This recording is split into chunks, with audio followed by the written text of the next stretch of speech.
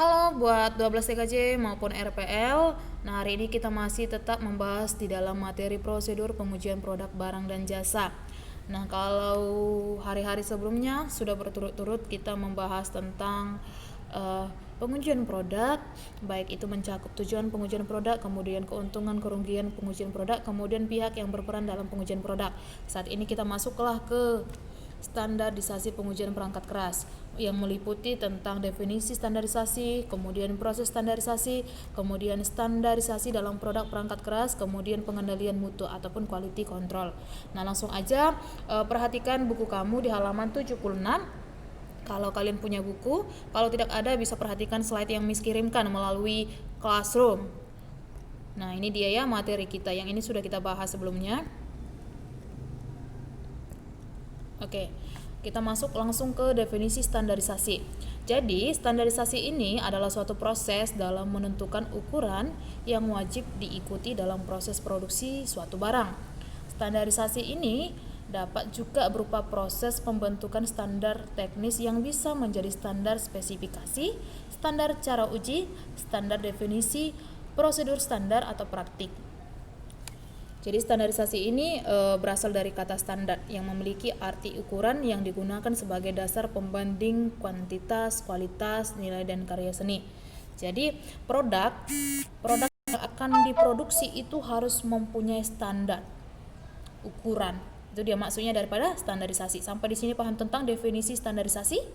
Kalau sudah paham, kita lanjut ke proses standarisasi. Nah, proses standarisasi. Jadi, proses standarisasi ini meliputi proses perencanaan kegiatan dan fungsi untuk mempersiapkan seperangkat rencana dan instruksi untuk menghasilkan bagian-bagian dalam sebuah produk.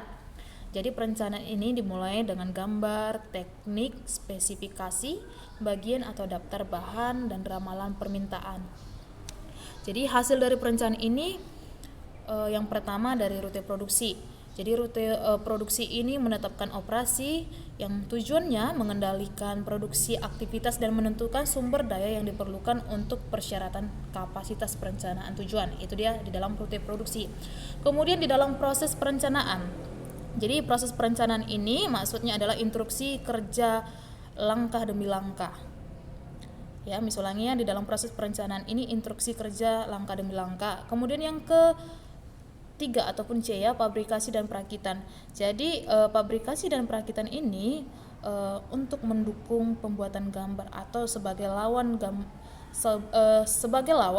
dari gambar teknik untuk menentukan bagiannya. Itu dia di dalam proses standarisasi. Kemudian kalau sudah paham tentang proses standarisasi, kita masuk ke standarisasi dalam produk perangkat keras. Nah, standarisasi dalam produk perangkat keras.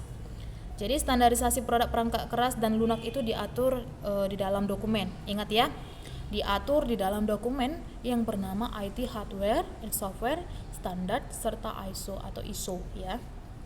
Jadi itu berupa dokumen. Jadi yang pertama itu ada IT Hardware and Software Standard. Jadi IT Hardware and Software Standard ini merupakan sebuah dokumen yang berisi tentang spesifikasi wajib yang ada pada suatu produk perangkat keras dan lunak. Jadi standarisasi ini berguna untuk memastikan ketahanan dan efisiensi perangkat keras dan lunak tersebut. Itu dia, itu dokumen ya. Kemudian ada ISO 9001 atau 9001. Jadi ISO 9001 ini adalah sistem standar manajemen. Misalnya ini ya, ini sistem standar manajemen mutu yang dirancang untuk membantu organisasi atau perusahaan dalam memastikan bahwa organisasi atau perusahaan itu dapat memenuhi kebutuhan pelanggannya dan stakeholdernya, serta memenuhi persyaratan perundangan hukum dan peraturan yang terkait dengan produk atau jasanya. Nah, maksudnya di sini apakah perusahaan ataupun organisasi itu mengeluarkan produknya sudah sesuai dengan kebutuhan pelanggannya, kemudian sudah memenuhi syarat daripada undang-undang sesuai dengan ditetapkannya di dalam ISO 9001. Itu dia maksudnya. Kemudian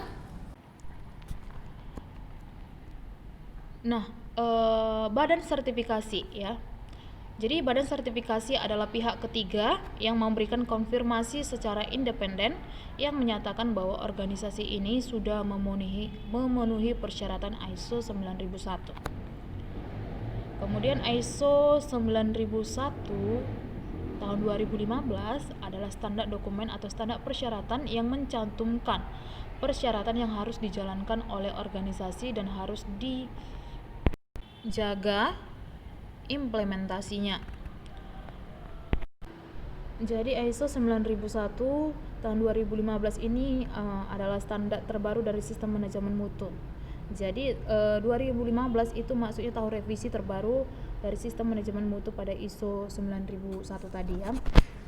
Itu dia maksudnya. Kemudian ada sertifikat ISO 9001 tahun 2015 adalah suatu standar internasional untuk sertifikasi sistem manajemen mutu atau sertifikasi sistem manajemen kualitas. Jadi sertifikasi ISO 9001 revisi 2015 ini menetapkan persyaratan-persyaratan dan rekomendasi untuk desain dan penilaian dari sertifikasi sistem manajemen kualitas. Itu dia ya. Kemudian ada beberapa prinsip sertifikasi manajemen mutu yang berdasarkan sertifikasi ISO 9001 2015. Yang pertama itu dari prinsip 1, fokus ke pelanggannya. Kemudian dari segi kepemimpinan, baru ada keterlibatan orang lain.